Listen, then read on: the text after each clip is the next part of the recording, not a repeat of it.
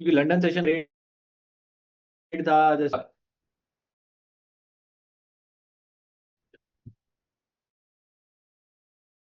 एकदम मस्त बात।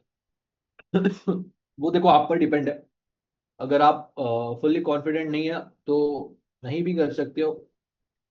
और अगर लाइव स्ट्रीम्स के ट्रेड करते हो तो वो भी चलेगा, क्योंकि उसमें आप कुछ अपना एनालिसिस नहीं कर रहे हो। जस्ट हम जो ट्रेड कर रहे हैं या हमारे एक्सपीरियंस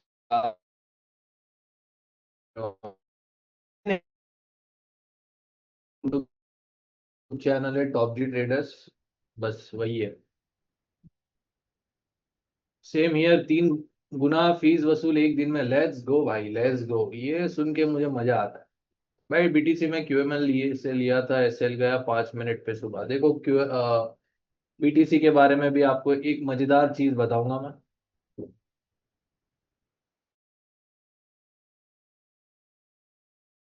और कैसे गया गाइस वीकेंड? विड्रॉवल्स लिए कि नहीं, जिन्होंने भी ट्रेड किया प्रॉफिट बनाया? अरे भाई इतना मूव कैसे आ रहा है अभी ये? देखो देखो देखो देखो, 1 मिनट की कैंडल देखो बस। 30 पिप, 2 मिनट में 70 पिप गिर गया गोल्ड। शेड भाई, 30-35 पिप की कैंडल बन रही है 1 मिनट में। बहुत दो बहुत दो। सही है सही है सही है भाई, तू जा नीचे पाताल में चले जा। थोड़ा सा सस्ता हो जाएगा सोना तो खरीद लेना हो, मैं भी खरीद लूंगा। और इस टीजेएल टीजेएल आप नेक्स्ट लेक्चर में सीखोगे। आज थोड़े से बोरिंग टॉपिक्स हम सीखने वाले हैं। अब मैंने उसको बोरिंग तो बोल दिया है, बट रेयर केसेस सिनेरियोज है वो। यूजे टारगेट, लेट्स सी।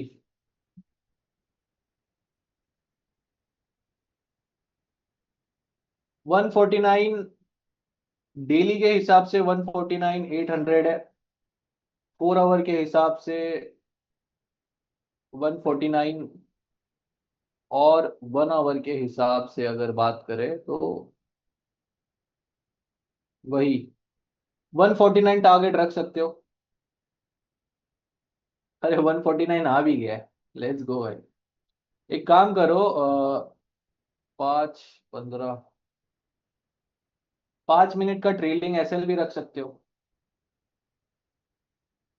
ठीक है। लंदन सेशन में आया नहीं नीचे इतना, बाकी मौज हो जाती। हाँ हाँ, लंदन सेशन में नहीं है, वो बाद में आया। भाई आज वाली ट्रेड में क्यूएमएल कौन सा था न्यूयॉर्क सेशन में? ठीक है बताता हूँ। 4 hour A plus gold can, you can check. Okay sir, अभी भी डिपॉजिट नहीं किया। हाँ डिपॉजिट नहीं किया, कोई दिक्कत वाली बात नहीं। How to mark the new lows and high one change of character? Okay, trade करने को तो नो बोला हुआ है। ठीक है देखो, अब आपको पता है आप ट्रेड करने वाले हो, या मुझे पता है कि आप ट्रेड करने वाले हो। ठीक है। अगर आपको अपने एनालिसिस पे भरोसा नहीं है फिलहाल के लिए, तो आप लाइव स्ट्रीम के ट्रेड कर सकते हो, नहीं तो डिसिप्लिन रखो और सीधा कोर्स के बाद स्टार्ट करो। अभी फोमो में मत आ जाओ बस। ठीक है। चलो गाइस, ऑलमोस्ट सभी लोग ज्वाइन हो चुके हैं तो स्टार्ट करेंगे। ठीक है। आज हम सीखने dual change of character and engulfing candle retracement. ठीक है, मैं थोड़ा सा धीरे बात करूंगा या पॉज लेके बात करूंगा, तो नेट का कनेक्शन है कुछ, ये मत समझ लेना। ओके भाई, ये 4 आवर में क्या चल रहा है यूएसडी जेपीवाई में? खतरनाक,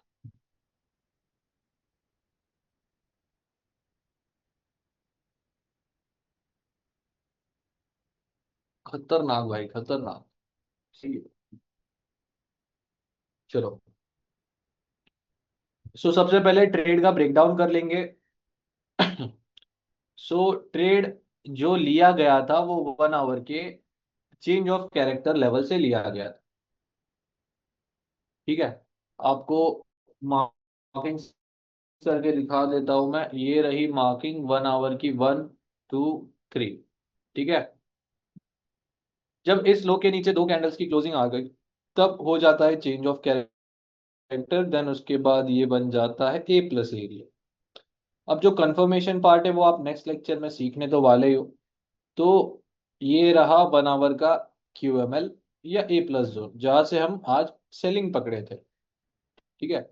अब हमारे पास कौन सा ऐसा जोन है जहां से बाइंग एक्सपेक्टेड है?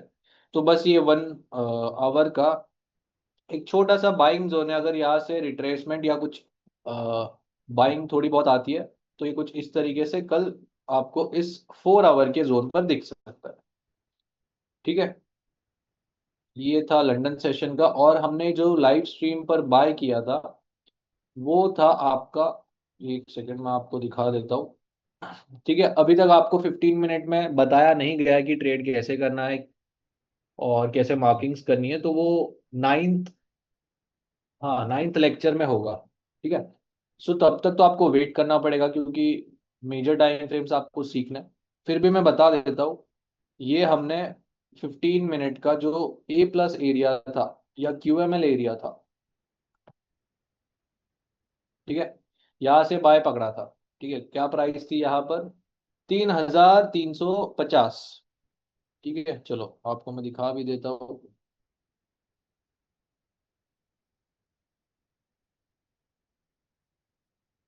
ठीक है। यहाँ पर हमने बाय किया था इसी जोन पे 3350। ठीक है। एक ग्रीन कैंडल बनी यहाँ से बाय, और ये कुछ इस तरीके से प्ले आउट हुआ। ठीक है। अब बात करते हैं स्ट्रेंथ की।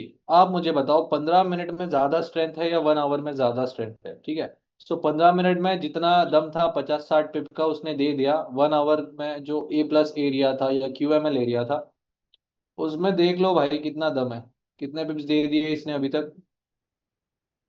400 पिप के आसपास दे दिए। ठीक है। सो 15 मिनट और 1 आवर का यही डिफरेंस है। ठीक है। तो करते गए स्टार्ट आज के नए टॉपिक, जो रहेंगे आपके engulfing retracement and dual change of character. देखो ये लेवल से देखो अब कैसे एक ग्रीन कैंडल बनी। अभी ट्रेड नहीं लेना है। अभी भी अगर ट्रेड लेते हो तो ये देखो बहुत बड़ा SL बनेगा 50 पिप का, इतना हम अफोर्ड नहीं कर सकते। बट स्टिल हमारी लेवल प्ले होती है इस तरीके से। ठीक है। ये देखो कितने पिप्स दे दिए लेवल टैप होते ही, लेट्स सी, 30 पिप के आसपास मिल चुके। ठीक है गाइस। तो यही आप सीखने वाले हो थ्रू आउट द लेक्चर्स। अब सबसे पहले स्टार्ट करते हैं एंगल्फिंग रिट्रेसमेंट से। अगर आपको एंगल्फिंग कैंडल के बारे में नहीं पता, तो यहाँ पर मैं आपको दिखाता हूँ। ये जो करंट 1 आवर की कैंडल आप देख रहे हो, इसे हम एंगल्फिंग कैंडल कहते हैं। ठीक है। ये रेड कलर की एंगल्फिंग कैंडल है, ये ग्रीन कलर की एंगल्फिंग है, ये एक रेड कलर की एंगल्फिंग कैंडल है। ठीक है। ये देखो जितनी भी बड़ी साइज की कैंडल्स आपको दिखाई दे रही है, वो एंगल्फिंग कैंडल है। अब इसको कैसे, क्या बोल सकते हो, डिफ्रेंशिएट कर सकते हो कि देखो, ये जो कैंडल्स होती है ना, नॉर्मल कैंडल से इसका साइज 2x या 3x टाइम्स ज्यादा होता है। ठीक है। आप ऐसे भी इसको आइडेंटिफाई कर सकते हो। अब एंगल्फिंग के लिए आपको बड़ी बॉडी की जरूरत होती है, ना कि बड़ी विक की। अब अगर हम ये विक कंसिडर करें या इस कैंडल को कंसिडर करें, तो इसे एंगल्फिंग रिट्रेस, सॉरी रिट्रेसमेंट नहीं, एंगल्फिंग कैंडल में कंसिडर नहीं किया जाएगा। क्यों? क्योंकि इसका विक बड़ा है ना कि बॉडी। अगर इसके विक्स हटा दे तो इसका साइज है टू सा है। अगर करंट कैंडल की बात करें, इसके विक्स छोटे और इसका कैंडल साइज कुछ इस तरीके से। ठीक है। तो इसमें से बड़ा सेकंड कैंडल है, जिसे हम एंगल्फिंग कैंडल भी कहते हैं। ठीक है। सो ये एंगल्फिंग कैंडल्स होती है। सबसे पहले इसको कौन से टाइम फ्रेम में यूज करना है?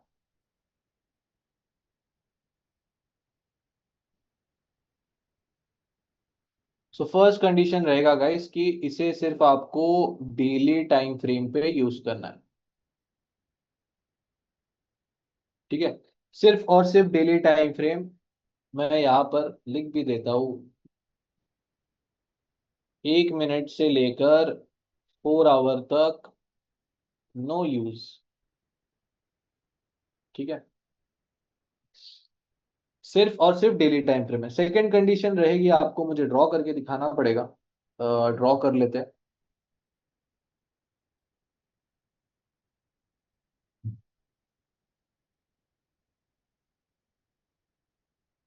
तो ये कुछ इस तरीके से आपको दिखाई देगा।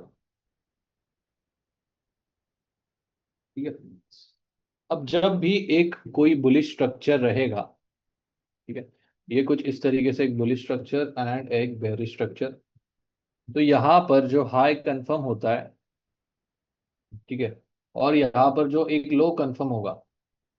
अब हम ऐसा अज्यूम करेंगे कि 90% ऑफ द टाइम एक ग्रीन कैंडल हाई बनाती है, ठीक है, और सेलिंग स्ट्रक्चर में 90% of the time red colour की कैंडल लो लगाती है। अब इसी को अगर यहाँ पर हम देखते हैं, तो जो रिट्रेसमेंट आएगी आपको कुछ इस तरीके से मिलेगी। मतलब हाई कंफर्म किया, उसके बाद जो रिट्रेसमेंट आएगी एंगल्फिंग कैंडल में होनी चाहिए। यहाँ पर आपके पास दो चेक पॉइंट्स होंगे। फर्स्ट चेक पॉइंट रहेगा कि भाई एंगल्फिंग कैंडल लगेगी, ठीक है, एंगल्फिंग कैंडल है, चेक। दूसरा चेक पॉइंट रहेगा कि मार्केट में जो ग्रीन कैंडल बनाई है एंगल्फिंग से पहले, अब ये कोई भी कैंडल हो सकती है, बट उसके पहले जो ग्रीन कैंडल होगी उसके लो के नीचे एंगल्फिंग ने क्लोजिंग देना चाहिए। सेम यहां पर भी रहेगा। पहला आपके पास चेक पॉइंट क्या है कि एंगल्फिंग होनी चाहिए। दूसरा चेक पॉइंट है कि रेड कैंडल के हाई के ऊपर एंगल्फिंग ने क्लोजिंग। ठीक है, जब ये दोनों चेक पॉइंट्स क्लियर हो जाएंगे तब ये एक वैलिड रिट्रेसमेंट कंसिडर किया जा सकता है। ठीक है, अब यहां पर मैं लिख भी देता हूं, closing below previous green candle low. ठीक है, और यहाँ पर closing above previous red candle high. ठीक है, ये कुछ आपको इस तरीके से देखना है। अब आपको अगर रिट्रेसमेंट कंडीशंस में नहीं समझ में आए तो हम एग्जांपल्स देखते हैं। अगर इसका स्क्रीनशॉट, अच्छा स्क्रीनशॉट की जरूरत नहीं है, वैसे पीडीएफ आपको मिल जाएगा। ठीक है, विद एग्जांपल। तो इसको हटा देता हूं मैं। अब देखते हैं एग्जांपल्स। देखो इसका जो क्या बोल सकते हैं प्रोबेबिलिटी है या रेशियो है बनने का मार्केट में, वो आपको मैं बता देता हूँ। देखो सबसे पहली चीज आज जो हम सीखेंगे फिफ्थ लेक्चर में स्पेशली, डुअल चॉच और एंगल्फिंग रिट्रेसमेंट। गाइज ये देखो, ये जो दोनों मेथड्स हैं, ये बहुत रेयर केसेस सिनेरियोज है, मतलब बहुत रेयरली बनते हैं मार्केट। ज्यादा करके ये आपको माइनर पेयर में दिखाई देगा बनते हुए, बट माइनर पेयर्स हम ट्रेड नहीं करते, सो पिक्चर में से ये तो बाहर निकल गया। दूसरी बात, अगर मेजर पेयर्स की बात करें जिसमें यूएसडी होता है, जो हम पर्सनली ट्रेड करते हैं, उसमें इन दोनों मेथड्स के बनने के चांसेस बहुत कम होते हैं। ठीक है, मतलब मान लो 10 से 20%। मतलब 3 महीने में एक बार बन जाएगा तो बनेगा, 6 महीने में एक बार बनेगा, या साल में बनेगा। ठीक है, डुअल चॉच और एंगल्फिंग रिट्रेसमेंट दोनों की बात कर रहा हूँ। ठीक है, अब आप ये मत बोलना कि 1 मिनट में तो बन जाता है dual change of character, triple change of character है। देखो ऐसा कुछ नहीं होता है। तो 1 मिनट की बात हम नहीं करेंगे। 1 मिनट में देखो हम ट्रेड नहीं करते। ठीक है, 1 मिनट में हम कंफर्मेशन लेते। ठीक है, ट्रेड लेना और कंफर्मेशन लेना दोनों अलग चीज है। ये आपको नेक्स्ट लेक्चर में समझ में आया। ठीक है, चलो अब देखते हैं एग्जांपल्स। अब गोल्ड की बात करें, तो गोल्ड में मैं आपको दिखाता हूँ लास्ट टाइम एंगल्फिंग रिट्रेसमेंट कब बना है। यहाँ पर आप देख सकते हो, थोड़ा सा मैं जूम करके दिखाता हूँ आपको। ये देख सकते हो 2024 मार्च में बना हुआ है। ठीक है, आज से ऑलमोस्ट 1 डेढ़ साल पहले। सो कैसे इसको मार्क या आइडेंटिफाई किया हमने? देखो क्या करना है। अब हाई तो कंफर्म नहीं हुआ है जब तक रिट्रेसमेंट नहीं आता। अब देखो रेड कैंडल बन गई, रिट्रेसमेंट कैंडल, ये हाई कंफर्म हो गया। अब कैसे कंफर्म हुआ? पहला चेक पॉइंट क्या होता है आपके पास कि भाई बड़ी कैंडल या एंगल्फिंग कैंडल चाहिए जो मिल चुकी है। दूसरा चेक पॉइंट क्या है? इसके पहले की जो ग्रीन कैंडल होगी उसके लो के नीचे क्लोजिंग देना चाहिए, वो भी है। सो ये एक वैलिड रिट्रेसमेंट है, हाई मार्क हो गया। अब देखो, एक स्ट्रक्चर में एक हाई और एक ही लो को इज्जत मिलता है। मतलब ये देखो, ये अपना एक स्ट्रक्चर है, ठीक है, ये एन या जेड टाइप जैसा कुछ बन जाता है। अब देखो ये एक हाई बन गया। अब इसके बाद कोई हाई नहीं बनने वाला। अगर आ भी जाते तो उसका कोई फायदा नहीं है क्योंकि हम उसे मार्क ही नहीं करेंगे। सही है। उसके बाद एक लो, ठीक है, लेवल टू। लेवल टू या जो लो हम मार्क करेंगे, इसके बाद कितने भी लोज बनने दो, कितने भी हाईज बनने दो, वो हम मार्क नहीं करेंगे क्योंकि एक स्ट्रक्चर में एक हाई, एक लो और एक ही रिट्रेसमेंट होती है। उसके बाद तीन बन जाए, चार बन जाए, उसको इज्जत नहीं है। ठीक है। सो यहाँ पर भी एक रिट्रेसमेंट आप यूज कर सकते हो। सो ये retracement specially daily time frame में या तो एंगल्फिंग कैंडल रिट्रेसमेंट हो सकती है या टू कैंडल रिट्रेसमेंट हो सकती है। ठीक है। चलो अब देखते हैं एग्जांपल दोबारा। ये हाई कंफर्म हुआ, रिट्रेसमेंट आने की वजह से मार्क करके एक्सटेंड कर दिया। अब जस्ट वेट करना है इसके ऊपर क्लोजिंग आ जाए। अब ये देखो, दोबारा एक हाई बना दिया है मार्केट में, क्या इसको हम मार्क करेंगे? बिल्कुल नहीं, क्योंकि अब इसको इज्जत नहीं है, ऑलरेडी हमारे पास एक आ चुका है। ठीक है।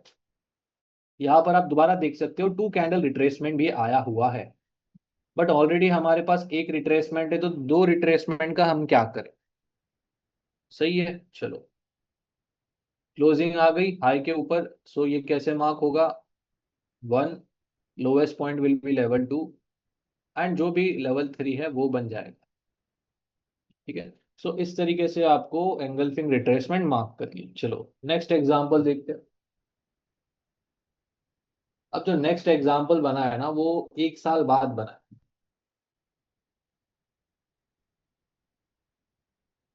ठीक है, ये रहा वो एग्जांपल। अब देखो ये हाई कंफर्म हुआ, कैसे पता चलेगा आपको? क्योंकि इस हाई के पास एक रिट्रेसमेंट आ चुकी है, एक वैलिड रिट्रेसमेंट आ चुकी है। कैसे पता चला? देखो, सबसे पहला चेक पॉइंट क्या होता है कि भाई बड़ी कैंडल लगेगी या एंगल्फिंग कैंडल, चेक। अब इसको आइडेंटिफाई तो कोई भी आराम से कर सकता है क्योंकि नॉर्मल साइज कैंडल से ये ऑलमोस्ट 3x या 2x टाइम्स बड़ा होता है। ठीक है। सो इसको पहली चीज आइडेंटिफाई करना तो ईजी है। दूसरी कंडीशन या चेक पॉइंट जो रहेगा आपका, इसके पहले जो ग्रीन कैंडल रहेगी उसके लो के नीचे क्लोजिंग। अब अगर आपको हाई, लो, ओपन, क्लोज का दिक्कत है तो गाइस बहुत ही बेसिक सा है वो, उसमें तो दिक्कत नहीं आनी चाहिए। फिर भी दिक्कत है तो जस्ट मेक श्योर कि उसको आप सही कर लो। ठीक है। अब देखो, जैसे मैंने कहा था कि 90% of the time green candle एक हाई लगा सकती है, तो यहाँ पर ये 10% का एग्जाम्पल पकड़ लो, रेड कैंडल ने हाई लगा दिया। ठीक है। सो मार्केट में ऐसा कुछ नहीं है कि हाई ग्रीन कैंडल और लो रेड कैंडल लगाएगी, ऐसा कुछ नहीं होता। ओके। सो हाई कंफर्म, दोनों चेक पॉइंट्स भी क्लियर। अब इसको मार्क करके एक्सटेंड कर दिया, जस्ट वेट करो कि इसके ऊपर क्लोजिंग आ जाए। ठीक है। एक बार हाई लगा दिया, इसको इज्जत नहीं मिलेगी क्योंकि ऑलरेडी है हमारे पास। ठीक है। इसके ऊपर क्लोजिंग आ गई, so lowest point will be level two, one, two, और जो भी थ्री बनेगा वो लेवल थ्री। ठीक है। फिर इसको ऐसे कंटिन्यू करना है आप। ठीक है। चलो और देखते हैं एग्जांपल्स। वैसे इसके एग्जांपल, एक एग्जांपल दिखाता हूं मैं आपको। चलो एक और कंफ्यूजन आपको मैं क्लियर करता हूँ। आपके पास डेली टाइम फ्रेम में दो ऑप्शंस है। पहला तो टू कैंडल रिट्रेसमेंट है और दूसरा है एंगल्फिंग कैंडल रिट्रेसमेंट। अब देखो, इन दोनों में से डेली टाइम फ्रेम में मार्किंग करते वक्त कोई भी आपको सबसे पहले दिखाई दे उसको मार्क करो। ठीक है, 1 मिनट से लेकर डेली टाइम फ्रेम तक आपके पास टू कैंडल रिट्रेसमेंट आप मार्क कर सकते हो। ठीक है, 1 मिनट से 4 आवर तक। ठीक है, सॉरी मैंने डेली भी लिख दिया उसमें। डेली में तो दो ऑप्शन है, बट 1 मिनट से 4 आवर आपको टू कैंडल रिट्रेसमेंट भी मार्क करना है। ठीक है, चलो एक एग्जांपल दिखाता हूँ, थोड़ा सा कॉम्प्लेक्स स्ट्रक्चर है बट मजा आएगा।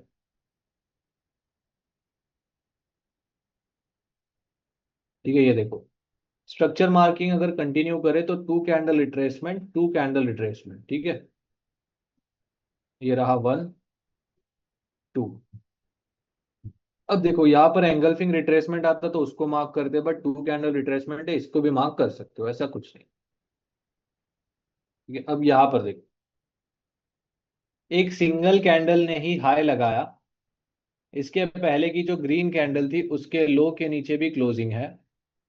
सही है, सो ये एक वैलिड रिट्रेसमेंट कंसिडर किया जाएगा। अगर समझा तो ठीक है, नहीं समझा तो कोई बात नहीं। ठीक है, कॉम्प्लेक्स स्ट्रक्चर है, कोई दिक्कत वाली बात नहीं है वो। हाँ, सो इस हाई के ऊपर जब क्लोजिंग आएगी तो लेवल 2, देखो सेम कैंडल नहीं, हाई लो और रिट्रेसमेंट भी लगा दी है। सो आपको ऐसे भी सिनेरियोज देखने को मिल सकते हैं।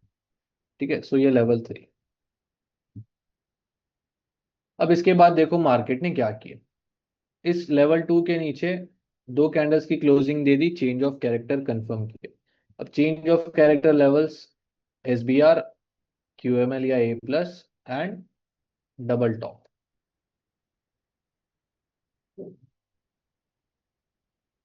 ठीक है, देख सकते हो कितनी बार ये लेवल प्ले हुआ है, एक बार दो बार। ठीक है, अब ये मैं क्यों दिखा रहा हूं, क्योंकि अगर हम एंगल्फिंग रिट्रेसमेंट मार्क नहीं करते और सिर्फ टू कैंडल रिट्रेसमेंट के भरोसे रहते हैं तो ये कुछ हम इस तरीके से मार्क करते हैं। सही है, अब इस लो के नीचे क्लोजिंग आ जाती है तो चेंज ऑफ कैरेक्टर हो जाता है हमारी स्ट्रेटेजी के हिसाब से।